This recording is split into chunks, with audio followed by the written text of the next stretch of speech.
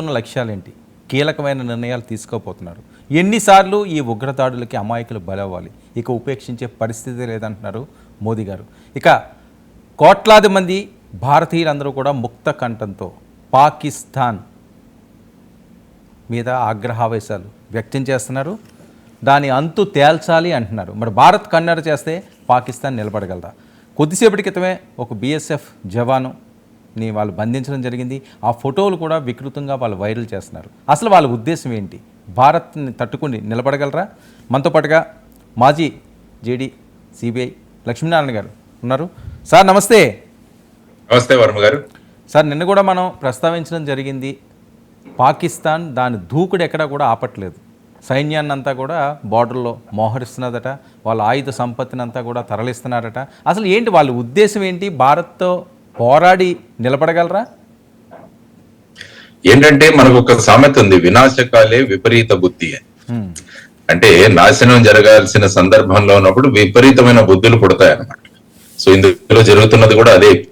అంటే పాకిస్తాన్ కు స్పష్టంగా తెలుసు, భారతదేశంలో నిలబడి పోరాటం చేసే క్షమత వాళ్ళకు లేదని తెలుసు. అటు ఆర్మ్డ్ ఫోర్సెస్ గాని, తర్వాత వాళ్ళ క్షమత గాని, వాళ్ళ ట్రైనింగ్ గాని, భారతదేశం యొక్క ఆర్థిక పరిస్థితి గాని, ఇవన్నీ చూసుకుంటే కూడా ఏ విధంగా కూడా వాళ్ళు చేయలేరు. అంటే వాళ్ళ ఇంకొక ధోరణి ఏమైతే ఉండొచ్చు అంటే, యుద్ధానికి భారతదేశాన్ని కవ్వించి మళ్ళా ఆర్థికంగా ముందుకు వెళ్లకుండా చేసే ప్రయత్నాలు కూడా ఒకటి ఉండొచ్చు, మనం చెప్పలేం. ఈ స్ట్రాటజీ ప్లానింగ్ లో వాళ్ళు, ఎందుకంటే కాన్సన్ట్రేషన్ అంతా కూడా దీని మీదకి వెళ్ళిపోతుంది. సో ఆ విధంగా వాళ్ళ వ్యూహ రచన ఏమైనా జరుగుతుందా అన్నది కూడా మనం పక్కకు పెట్టలేం. సో ఆ విధమైన చర్యలు ఇప్పుడు ముఖ్యంగా మీరు బిఎస్ఎఫ్ జవాన్ గురించి మాట్లాడారు. ఇంతకు ముందు కూడా మీరు చూసుకుంటే మన సర్జికల్ స్ట్రైక్స్ జరిగినప్పుడు కూడా అభినందన్ వర్ధమాన్ అని మన ఎయిర్ కమాండర్, అతను కూడా మిగ్ 29 దీంట్లో వెళుతూ అక్కడి నుంచి బయటకు వచ్చినప్పుడు అతన్ని కూడా ఆ సందర్భంలో బంధించడం జరిగింది. ఆ తర్వాత అతని దగ్గర నుంచి కీలక సమాచారం రాబట్టడానికి కూడా వాళ్ళు ప్రయత్నాలు, తర్వాత వారిని మనం తెచ్చుకున్నాం ఆ వ్యక్తిని. సో ఈ విధంగా మీరు అంటున్న బిఎస్ఎఫ్ అవి నిజంగా జరుగుతుందో లేదో తెలియదు కానీ, ఎందుకంటే ఈ మధ్య ఈ ఆర్టిఫిషియల్ ఇంటెలిజెన్స్ వచ్చిన తర్వాత అనేక ఇటువంటివి సృష్టించడం ఏమన్నా వాళ్ళు చేస్తున్నారా అన్నది కూడా, ఎందుకంటే అధికారికంగా ఒక ప్రకటన వచ్చేంత వరకు మనము ఈ విధంగా జరిగిందన్నదాన్ని ధృవీకరించాలి. సో ఆ విధంగా మనం వేసి చూడాల్సిన అంశం. ఎందుకంటే ప్రధాని మోడీ గారు స్పష్టంగా చెప్పారు, ఏ విధంగా ఈ చర్య జరిగిందో దానికి మేము ఖచ్చితంగా జవాబు ఇస్తాం. ఏ విధమైన చర్యలు తీసుకోవాలో మేము తీసుకుంటాం. ఆల్రెడీ దౌత్యపరంగాను, తర్వాత ఈ రెండు దేశాలకు మధ్య ఉన్న అనేక విషయాల మీద నిన్న జరిగిన సిసిఎస్ కేబినెట్ కమిటీ ఆన్ సెక్యూరిటీలో అనేక నిర్ణయాలు తీసుకున్నారు. 65 సంవత్సరాల పూర్వం ఉన్న సింధు జలాల ఒప్పందాన్ని వాళ్ళు తాత్కాలికంగా నిలిపివేశారు. ఆ తర్వాత సార్క్ వీసాలు ఏవైతే ఉన్నాయో ఆ వీసాలను మేము పాకిస్తాన్ దేశీయులకు ఇవ్వమని, ఇప్పటి వరకు అటువంటి వీసాల మీద ఉన్న వాళ్ళు ఎవరైనా ఉంటే భారతదేశంలో వాడు 48 గంటల్లో వెనక్కి వెళ్ళిపోవాలని, తర్వాత పాకిస్తాన్ యొక్క దౌత్య కార్యాలయాలు ఏవైనా ఉన్నాయో వాటిలో సంఖ్యని 50 నుంచి 30కి తగ్గించడం, ఆ తర్వాత ఆర్మీ, ఎయిర్ ఫోర్స్, నేవీ సలహాదారులు ఎవరైతే ఉన్నారో వాళ్ళందరినీ వెళ్ళిపోమనడం, ఇలాంటివన్నీ కూడా మనం చూసాం. అంటే ఇనిషియల్ రియాక్షన్ అంటాం, ఏదైతే మనం దౌత్యపరంగా వాళ్లకు స్పష్టమైన సందేశాన్ని పంపించడం జరిగింది. ఆ తర్వాత మీరు చూస్తే ప్రపంచ దేశాలన్నీ కూడా ఈ ఉగ్రవాద చర్యను ఖండించాయి. అవును. అందువల్ల ఈ విధంగా భారతదేశం ఈ విధమైన చర్యను ఖండించారు. కాబట్టి ఈ మెసేజ్ కూడా పాకిస్తాన్ కు వెళ్ళింది ఖచ్చితంగా. ఇంకోటి ఏంటంటే, ముఖ్యంగా మీరు చూసుకుంటే పాకిస్తాన్ లో ఎప్పుడు కూడా ప్రజాస్వామ్యం బలోపేతంగా ఉండదు. అక్కడ ఎప్పుడు చూసినా కూడా ఆర్మీ వాళ్ళు ప్రభుత్వాన్ని నడిపిస్తుంటారు. ఇప్పుడు ప్రస్తుతం ఉన్న ఆర్మీ జనరల్ మునీర్ అన్న వ్యక్తి కూడా, అతను చేస్తున్న స్టేట్మెంట్లు చూస్తే అతని మనసులో కూడా మళ్ళా పాకిస్తాన్ దేశాన్ని మళ్ళా సైన్యం చేతిలో పెట్టుకోవాలన్న ఒక ధోరణిలో అతను మాట్లాడుతున్నాడని కూడా నాకు అనిపిస్తుంది. ఎందుకంటే ఆయన మొన్న ఏప్రిల్ 15న జరిగిన ఒక కాన్ఫరెన్స్ లో, ఒక కాన్క్లేవ్ లో ఆయన మన 2 నేషన్ థియరీ, 2 దేశాల సిద్ధాంతం, తర్వాత భారతదేశం యొక్క ఆలోచనలు, పాకిస్తాన్ ఆలోచనలు, భారతదేశ సాంప్రదాయాలు, భారతదేశం యొక్క ప్రధానమైన మతం అక్కడ ఉన్నవి, వీటన్నిటిలో ఏ విధమైన తులన లేదు. కాబట్టి భారతదేశం, పాకిస్తాన్ అన్నవి 2 విడివిడి దేశాలు. ఈ 2 ఎప్పుడు కూడా ఒక దేశంగా మనం ఆలోచించుకోలేం. అందువల్లే 2 దేశాలుగా విడిపోయాయని అతను మాట్లాడడం. తరువాత కశ్మీర్ గురించి కూడా అతను చేసిన ప్రకటనలు కూడా మీరు ఒక్కసారి చూస్తే, మన గుండెకు ముఖ్యంగా మెదడు నుంచి కానీ మన మెడ నుంచి కానీ ముఖ్యంగా రక్తం సరఫరా చేసే దాన్ని జుగులార్ వెయిన్ అంటాం. ఆయన ఏమన్నాడంటే పాకిస్తాన్ కు కశ్మీర్ అన్నది మన శరీరానికి జుగులర్ వెయిన్ ఏ విధంగా ఉంటుందో ఆ విధంగా అని కూడా ఆయన వ్యాఖ్యానించడం జరిగింది. అంటే ఒక ఆలోచన పరంగా ఇతను మళ్ళా అక్కడ ప్రెసిడెంట్ గా కూర్చోడానికి ఈ విధంగా చేస్తున్నాడా అన్నది కూడా మనము you need not have to rule out. అది కూడా మనం ఒకటి ఆలోచన. ఎందుకంటే ఇటువంటి పరిస్థితులలో సైన్యం గనుక ప్రభుత్వాన్ని నడిపితే అప్పుడే బాగుంటుందన్న ఒక ఇండైరెక్ట్ కూడా తన ప్రభావాన్ని పెంచుకోవడానికి కూడా అతను చేస్తున్నాడు అన్నది మనం తీసివేయాలి. సో ఇటువంటి పరిస్థితులలో ఇప్పుడు కేంద్ర ప్రభుత్వం ఏ విధమైన నిర్ణయాలు తీసుకుంటుందన్నది మనం వేచి చూడాల్సిన అంశం. ఎందుకంటే ఆల్రెడీ ప్రపంచ దేశాలన్నీ ఖండించాయి. ఆ తర్వాత అనేక ఫోరంలో కూడా భారతదేశం దీని గురించి ముఖ్యంగా G20 ఈ సందర్భంగా కూడా పాకిస్తాన్ గురించి అక్కడ వర్ణించడం జరిగింది. ఎందుకంటే అత్యంత అనుభవజ్ఞులైన జయశంకర్ గారు మన ఎక్స్టర్నల్ అఫైర్స్ మినిస్టర్ గా ఉన్నారు, వారు ఇంతకుముందు ఫారిన్ సెక్రటరీగా ఉన్నారు. కాబట్టి ఆ తరువాత భారతదేశం యొక్క ప్రతిమ ఏదైతే ఉందో, భారతదేశం యొక్క గౌరవం ఏదైతే ఉందో అది ప్రపంచ దేశాల్లో ఎన్నో రెట్లు పెరిగింది. ప్రధాని మోడీ గారు అనేక పర్యటనలలో మనం చూసాం. ఆ దేశాలకు సంబంధించిన అత్యుత్తమ అవార్డులు ఏవైతే ఉంటాయో అవన్నీ కూడా మోడీ గారికి ఇస్తున్నారు. అంటే ప్రతి ఒక్క దేశం కూడా భారతదేశంతో సాన్నిధ్యం పెంచుకోవాలన్న ఒక ధోరణిలో వారందరూ కూడా వెళుతున్నారు. మొన్న చూస్తే అమెరికన్ అధ్యక్షుడు కూడా ఈ టారిఫ్లు అన్నవి అన్నిటికీ విధించారు, కానీ తీసుకుంటే భారతదేశానికి అతి తక్కువగా వేశారు. అంటే మన చుట్టుపక్క ఉన్న దేశం అమెరికా 29 వేశారు. సార్ ఇప్పుడు అమెరికా ఎవరికి సపోర్ట్ చేసే అమెరికా ఎటువైపు ఉండే అవకాశం ఉంటుంది సార్ ఒక తీవ్ర పరిణామాలుగానే వస్తే? అమెరికా స్పష్టంగా ఏంటంటే 2021 వరకు ఆఫ్ఘనిస్తాన్ లో అమెరికన్ సైన్యాలు ఉండేవి. దానివల్ల ఏంటంటే ఆఫ్ఘనిస్తాన్ లో అమెరికన్లు కంటిన్యూ అవ్వాలంటే పాకిస్తాన్ యొక్క మద్దతు కావాలని అప్పుడు అమెరికా పాకిస్తాన్ కు మద్దతుగా ఉండేది. కానీ 2021 సంవత్సరంలో అమెరికన్ సేనా బలాలు ఇవన్నీ కూడా ఆఫ్ఘనిస్తాన్ నుంచి తప్పుకున్నాయి. ఇప్పుడు తాలిబాన్లు అక్కడ ఉన్నారు. కాబట్టి ఇక పాకిస్తాన్ మీద ఆధారపడాల్సిన అవసరం ఏమీ లేదు అక్కడ, ఎందుకంటే వాళ్ళ ఇంట్రెస్ట్ లేదు ఇప్పుడు ఆఫ్ఘనిస్తాన్. తర్వాత పాకిస్తాన్ కి ఇంతకుముందు చాలా సార్లు ఆర్థికంగా పరిస్థితి దిగజారిపోయినప్పుడు అనేక సార్లు బెయిల్అవుట్ కానీ ఈ విధమైన సహాయం అమెరికా ఇచ్చింది. కానీ 2021 తర్వాత ఈ విధమైన ఎటువంటి సహాయాలు కూడా అందజేయడానికి. సో ఈ విధంగా మనం చూసుకుంటే మనకు అమెరికాకు ముఖ్యంగా డొనాల్డ్ ట్రంప్ గారికి ప్రధానమంత్రి నరేంద్ర మోడీ గారికి సత్సంబంధాలు ఉన్నాయి. ఎప్పుడు కూడా వారు ఒకరినొకరు మిత్రులుగా సంబోధించుకుంటుంటారు. కాబట్టి ఇటువంటి పరిస్థితులలో ఖచ్చితంగా భారతదేశంతోనే అమెరికా ఉంటుంది. ఎందుకంటే ఇప్పుడు గనక పాకిస్తాన్కి వాళ్ళు ఇస్తే అంటే ఈ విధమైన టెర్రరిజం ని సపోర్ట్ చేసిన దేశంగా మారిపోతుంది. ఎందుకంటే అమెరికా ఎప్పుడు కూడా ఉగ్రవాద చర్యలకు, అందుకనే వాళ్ళు ఇజ్రాయెల్ కూడా సపోర్ట్ ఇస్తున్నారు. అక్కడ పాలస్తీనాలో హమాస్ మీద ఏదైతే ఇజ్రాయెల్ దండయాత్రలు జరుపుతుందో దానికి మద్దతు ప్రకటిస్తూ ఈవెన్ గాజా మొత్తాన్ని కూడా ఒక టూరిజం ప్లేస్ గా మార్చాలని కూడా ట్రంప్ మాట్లాడుతున్నారు. కాబట్టి హమాస్ వీరందరూ కూడా పాలస్తీన్లు అక్కడి నుంచి వెళ్ళిపోవాలన్న ధోరణిలో ఆయన ఉన్నారు. ఎందుకంటే ఉగ్రవాద చర్యలు జరుగుతున్నాయి కాబట్టి అటువంటి ఉగ్రవాదులకు మేము మద్దతు ఇవ్వము, వాళ్ళని వేస్తామన్న అమెరికా ఇప్పుడు పాకిస్తాన్ చర్యను ఎలా సమర్థించగలదో ఆలోచించండి. సార్ చైనా పరిస్థితి చైనా పరిస్థితి ఏంటంటే ముఖ్యంగా మీరు చూసుకుంటే చైనా కూడా పాకిస్తాన్ లో ఈ బెల్ట్ అండ్ రోడ్ ఇనిషియేటివ్ అన్నది ఒకటి మొదలు పెట్టింది అనేక దేశాల్లో. కానీ పాకిస్తాన్ వాళ్ళు సరి అయిన పెట్టుబడులు అవి పెట్టకపోవడం వల్ల వాళ్ళ ప్రాజెక్టులన్నీ కూడా ఆల్మోస్ట్ ఆగిపోయాయి. కాబట్టి చైనా కూడా పాకిస్తాన్ పట్ల మాత్రం సుముఖంగా లేదు. యాక్చువల్ గా మీరు చూస్తే భారతదేశం చైనా కలిసి వెళ్ళాలి. ఈ అమెరికన్ వేసిన టారిఫ్ల వల్ల మనం ఇద్దరం గనక కలిస్తే బాగుంటుంది అన్నది. అందుకనే whether dragon is going to dance with elephant అన్నది కూడా నడుస్తుంది ఎకనామిక్ దీంట్లో మీరు చూసుకుంటే. అంటే భారతదేశము చైనా కలిసి గనక ఆర్థికంగా బలోపేతం ఇద్దరు కలిసి పనిచేస్తే ఏ విధంగా ఇంతకు ముందు ప్రపంచాన్ని సుమారుగా 58% GDP అన్నది చైనా భారతదేశం నుంచి వచ్చేది. కాబట్టి మళ్ళా భారత చైనాలు కనిస్తే మళ్ళా ఆ విధమైన పరిస్థితి వస్తుందన్నది, ఆ విధమైన సత్సంబంధాలు కూడా మళ్ళా మెరుగవ్వాలని కూడా కోరుకుంటున్నారు ఇప్పుడు చాలా మంది. కాబట్టి చైనా ఈ పరిస్థితులలో ముఖ్యంగా ఇటువంటి ఉగ్రవాద చర్యలను ఎటువంటి పరిస్థితులలో సపోర్ట్ చేయదు అని నేను అనుకుంటాను. ఎందుకంటే అమెరికన్లు ట్రంప్ విధించిన 245% టారిఫ్లతో వాళ్ళు కూడా వాళ్ళ వ్యూహ రచనలో బిజీగా ఉన్నారు. వాళ్ళు ఏం చేయాలి, ఎలా చేయాలి అని. కాబట్టి ఇటువంటి పరిస్థితుల్లో ఈ విధంగా జరిగిన చర్య, ముఖ్యంగా నిన్న మనం మాట్లాడుకుంటున్నట్టు పహల్గావ్లో జరిగిన దాంట్లో మొట్టమొదటిసారిగా విజిటర్ల యొక్క మతాన్ని ప్రశ్నించి దాన్ని చేయడం అన్నది చాలా మొట్టమొదటిసారిగా జరిగింది. మీరు ఇంతవరకు మన పౌరుల మీద జరిగిన ఈ విధమైన చర్యలు మీరు చూసుకుంటే ఎప్పుడు కూడా ఈ విధంగా జరగలేదు. కాబట్టి ఇది కూడా ఒక విచిత్రమైన ఇది ప్రతి ఒక్కరు కూడా ఖండిస్తున్నారు. దీన్ని అందరూ ఖండించాల్సిన అంశం. కాబట్టి ఏ దేశం కూడా పాకిస్తాన్ కు మద్దతుగా నిలిచే ప్రశ్నే లేదన్నది నేను అనుకుంటాను వర్మ గారు. సార్, ఎవరైతే మొన్న ఈ ఇన్సిడెంట్ జరిగినప్పుడు ఆదిల్ అని చెప్పి ఒక ఆయన చాలామందిని సేవ్ చేశాడట, అతన్ని కూడా పట్టుకుని అతి కిరాతకంగా చంపిన నేపథ్యం. అసలు ఏంటి సార్ వీరి ధోరణి? అదే అన్నాను కదా, ది రెసిస్టెన్స్ ఫోరం అన్నది కొత్త సంఘటన ఒకటి ఏర్పడింది అక్కడ.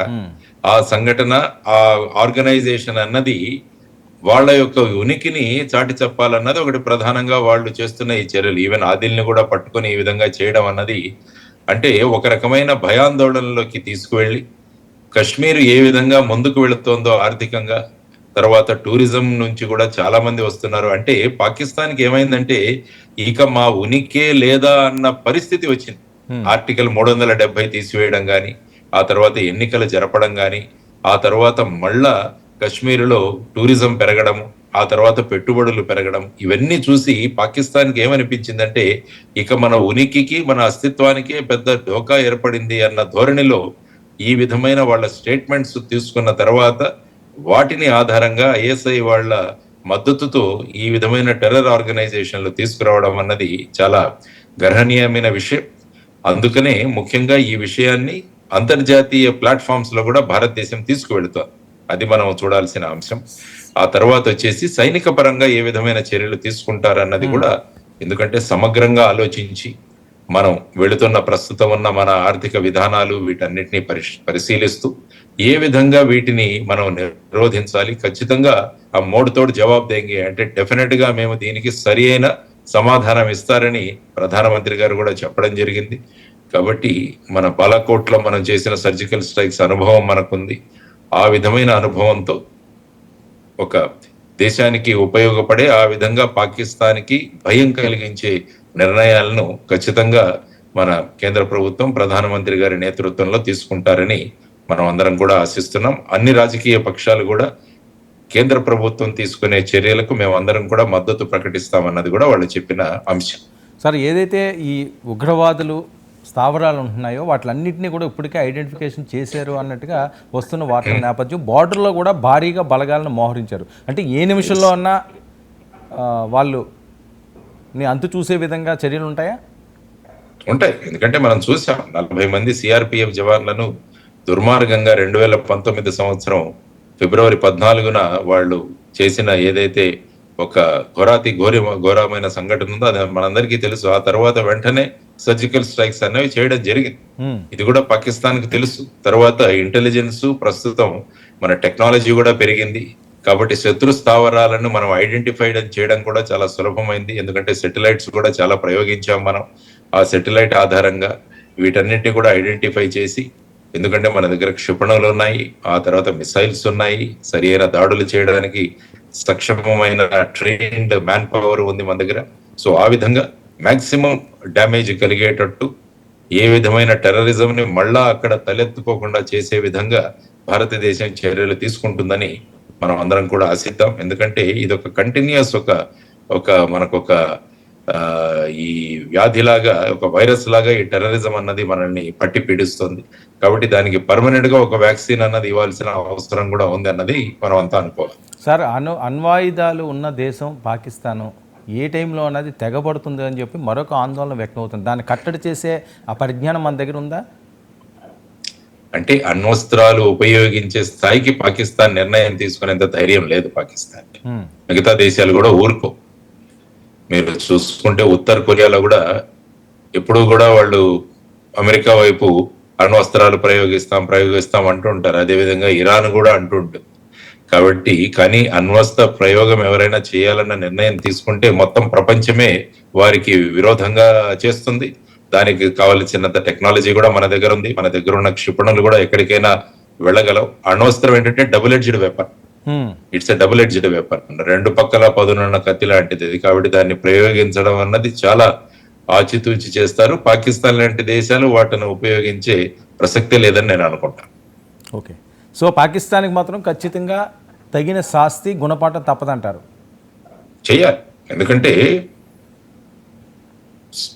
మూర్ఖులను ఎప్పుడు కూడా శిక్షించాల్సిన అవసరం ఉంది. లేకుంటే వాళ్ళని వదిలేస్తే ఏమవుతుందంటే ఇంకా పేటరేగిపోతారు. సో ఆ విధంగా వాళ్ళు ఎవరైతే ఈ విధమైన ధోరణిలో చేస్తున్నారో వాళ్ళ మీద చర్యలు ఖచ్చితంగా. తర్వాత ఐఎస్ఐ అనే ఈ సంస్థ ఏదైతే ఉందో దాన్ని కూడా ఒక ఉగ్రవాద సంస్థగా ప్రకటించాలన్న ధోరణి కూడా చెబుతున్నారు అందరూ. ఎందుకంటే అది ప్రభుత్వం నడిపిస్తుంది, కానీ వారు మొత్తం ఈ ఉగ్రవాద సంస్థలనే వారు ప్రోత్సహిస్తున్నారు. కాబట్టి దాని పైన కూడా చర్యలు ఉండాలని చెప్పేసి పెద్ద పెట్టున అభిప్రాయాలు వ్యక్తమవుతున్నాయి. సో భారతదేశం దౌత్యపరంగా ఈ విషయాల పట్ల కూడా వారు ఏకాగ్రతతో వారు కాన్సన్ట్రేట్ చేసి కనుక వెళ్ళగలిగితే ఖచ్చితంగా ఆ విధమైన చర్యలు కూడా తీసుకునే అవకాశం ఉంటుంది ప్రపంచ దేశాలకు. కాబట్టి వేచి చూద్దాం. ఎందుకంటే ఖచ్చితంగా ఒక నిర్ణయం తీసుకోవడానికి, ఈ విధమైన నిర్ణయం తీసుకోవడానికి అనేక పర్యవసనాలు ఏమైతే ఉంటాయి అనేవి కూడా పరిగణలోకి తీసుకోవడం అవసరం. సో అణ్వస్త్రాల వల్ల మనకేమీ భయం అయితే పడాల్సిన అవసరం లేదు, భయపడాల్సిన అవసరం లేదు. భారతదేశం యొక్క ఆర్మ్డ్ ఫోర్సెస్ ఏవైతే ఉన్నారో they are all very very competent and we have very competent leadership కూడా ఉంది మన దగ్గర.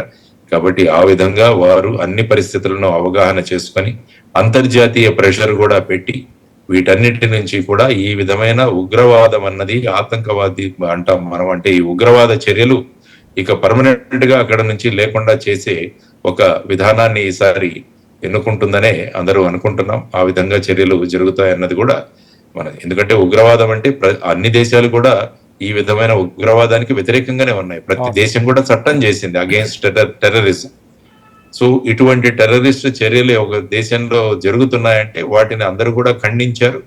ఆ సందర్భంగా దేశం, మన ప్రభావితమైన దేశం మన దేశం కాబట్టి మన దేశం తీసుకుంటున్న చర్యలను ప్రతి దేశం కూడా సమర్థిస్తుందని మనం అందరం కూడా అనుకుంటున్నాం. ఆ విధంగానే వాళ్ళ అభిప్రాయాలు కూడా వ్యక్తం అవుతాయి. సార్, పాక్ ఆక్రమిత కాశ్మీర్ని ఇప్పటికైనా సరే భారత్ తన అదుపులోకి తీసుకుంటుందా? అంటే ఇప్పుడు ఎలా ఉంటుందంటే యాక్చువల్ గా అఖండ భారత్ అన్న కాన్సెప్ట్ జరుగుతూనే ఉంది. మన భారతదేశం ముందు ఏ విధంగా ఉన్నదో అఖండ భారత్, ఆ విధంగా భారతదేశం యొక్క పటంలో వీటన్నిటిని కూడా సమావిష్టం చేయాలన్నది ఒక అభిప్రాయము, ఒక ఆలోచనలు.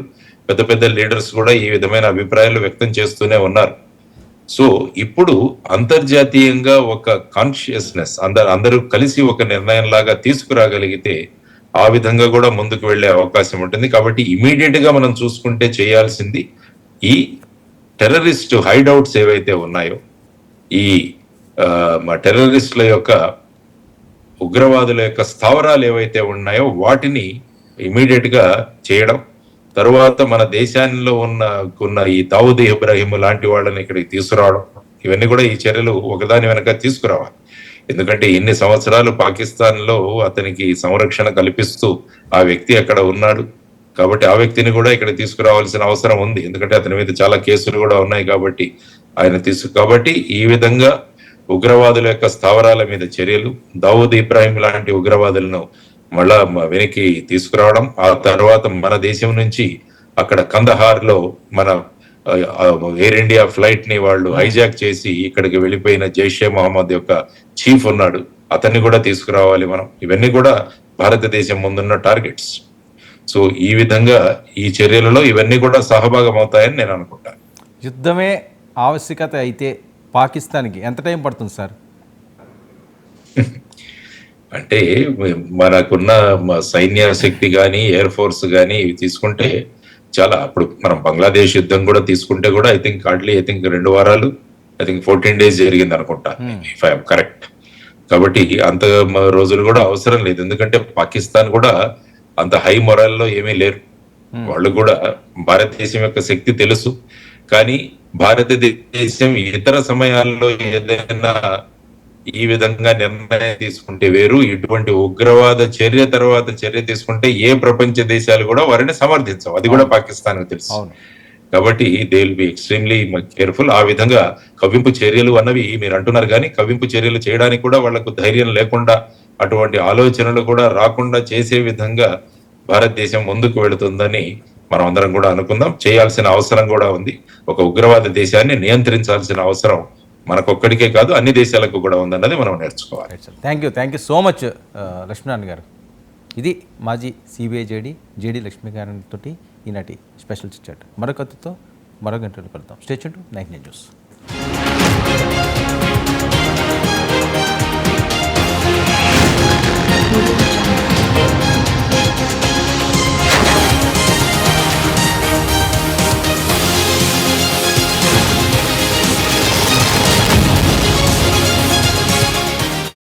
Master minds the pride of India. Commerce విద్యా చరిత్రలో కని విని ఎరుగని ఫలితాలు కేవలం 6 నెలల్లో. CA కోర్సుల్లో 3 ఆల్ ఇండియా ఫస్ట్ ర్యాంకులు సాధించిన ఏకైక సంస్థ master minds the pride of India. 148 plus student-led startups, 11 exited startups, 12 cash flow positive startups. KL deemed to be university. మన VVIT University. Absolute discipline, absolute education. Master minds the pride of India. Inter, MPC, BIPC, MEC, CEC చదివిన విద్యార్థులకు CA మరియు CMA foundation కొరకు నూతన